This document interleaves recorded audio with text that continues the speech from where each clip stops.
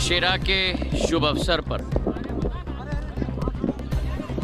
ग्वालियर के वासियों को, मध्य प्रदेश के वासियों को दिल के गहराइयों से बहुत बहुत शुभकामनाएं। दशहरा हम सब के लिए वो महत्वपूर्ण दिवस है जो इस बात का प्रमाण है कि बुराई के ऊपर सच्चाई की जीत होती है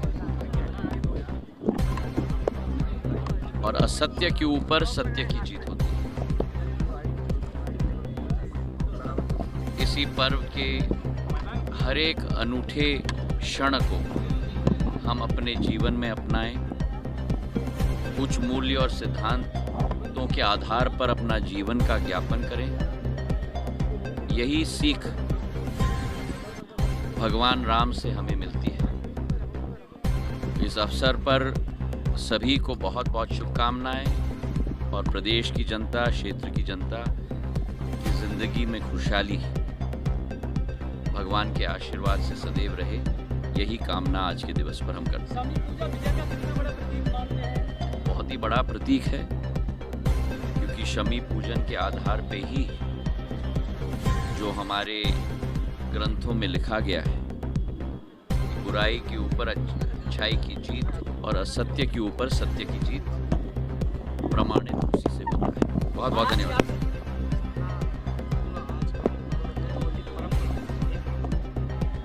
ये क्षत्रियों का सबसे बड़ा पर्व है और बुराई पे अच्छाई की जीत, और ये सनातन धर्म से जुड़ा हुआ पर्व है।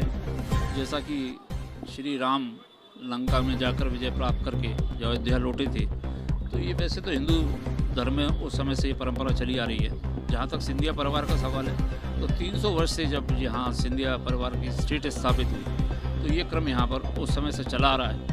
और एक शमी का पेड़ जो सोने के रूप में देखा जाता है, उसकी पूजा अर्चना करने के बाद में जैसे ही महाराज उस वृक्ष को अपनी तलवार से टच करते हैं, छूते हैं, तो यहाँ जितने भी लोग उपस्थित रहते हैं वो पत्ते लेकर महाराज को देते हैं एक शुभकामनाओं के रूप में, सोने के रूप में, क्योंकि उस जमाने में कोई मुद्रा चलती नहीं थी, सोना ही चलता था, तो एक सोने का प्रतीक है। इसके बाद में अब महाराज यहाँ जाने के बाद में इनका जो सबसे बड़ा देवघर है गोरखी के अंदर, वहाँ जाएंगे, वहाँ ये अपने भगवान को समर्पित करेंगे सोना। और उसके बाद में दोनों तीनों क्षत्रिय जहाँ पर इनके पूर्वज हैं, वहाँ जाके सोना अर्पित करते हैं। फिर जयविलास पैलेस में जाकर सब लोगों से महाराज मुलाकात करते हैं।